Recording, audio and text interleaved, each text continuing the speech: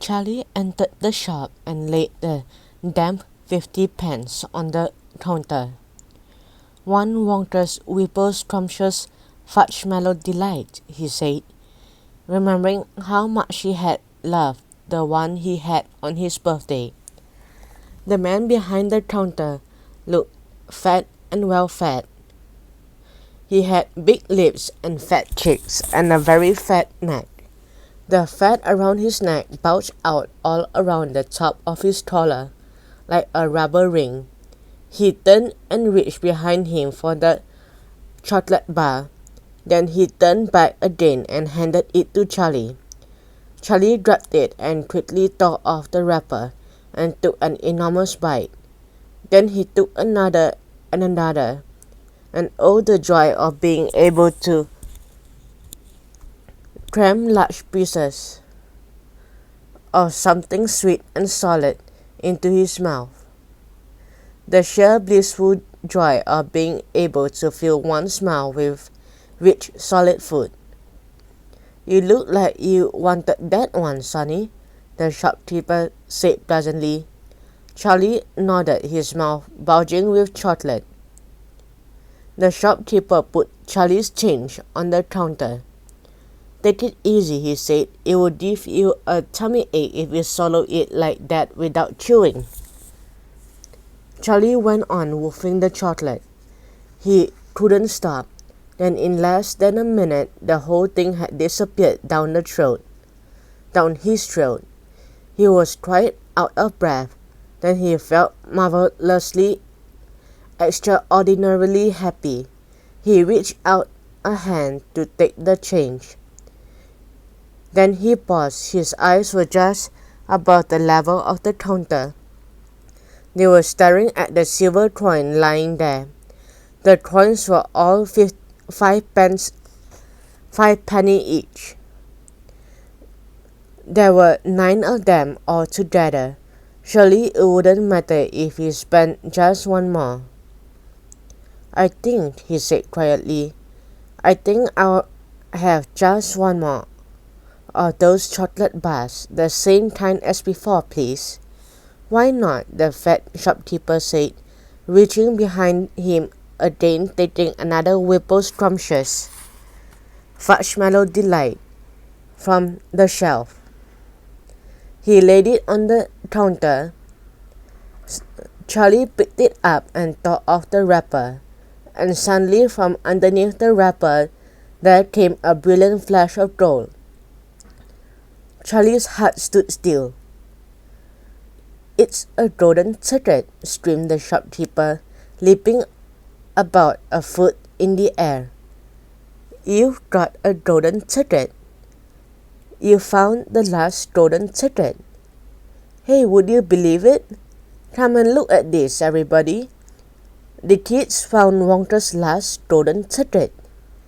There it is. It's right here in his hands." It seemed as though the shopkeeper might be going to have a fit. "In my shop too," he yelled. "He found it right here in my own little shop. Somebody call the newspaper quick and let them know.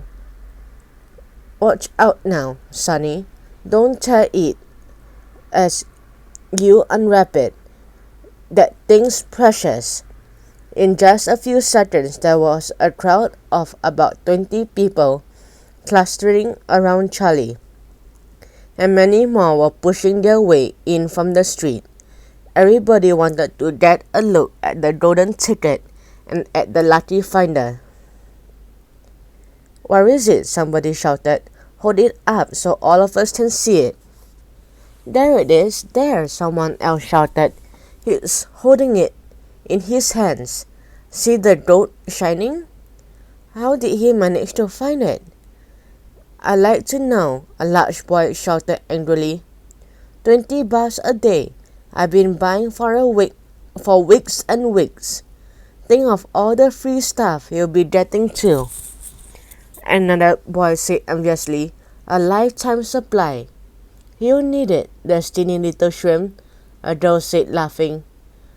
Charlie didn't move. He hadn't even unwrapped the golden ticket from around the chocolate. He was standing very still, holding it tightly with both hands, while the crowd pushed and shouted all around him. He felt quite dizzy. There was a peculiar floating sensation coming over him, as though he were floating up in the air like a balloon. As though his feet didn't seem to be touching the ground at all, he couldn't hear his heart thumping away loudly somewhere in his throat. At that point he became aware of a hand resting lightly on his shoulder, and when he looked up he saw a tall man standing over him. "Listen," the man whispered, "I'll buy it from you. I'll give you 50 pounds. How about it, eh? And I'll give you a new bicycle as well, okay?" "Are you crazy?" shouted a woman who was standing equally close. "Why, I'd give him 200 pounds for that ticket." "You want to sell that ticket for 200 pounds, young man?" "That's quite enough of that," the fat shopkeeper shouted, pushing his way through the crowd and taking Charlie firmly by the arm. "Leave the kid alone, will you? Make way there, let him out." And to Charlie, as he led him to the door, he whispered, "Don't you let anybody have it. Take it straight home, quickly before you lose it. Run all the way and don't stop till you get there, you understand?" Charlie nodded. "You know something?" the fat shopkeeper said, pausing for a moment and smiling at Charlie. "I have a feeling you needed a break like this. I'm awfully glad you got it. Good luck to you, Sonny." "Thank you," Charlie said, and off he went, running through the snow as fast as his legs would go.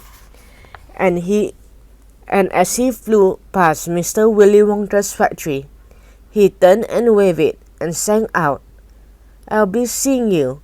And 5 minutes later he arrived at his own home.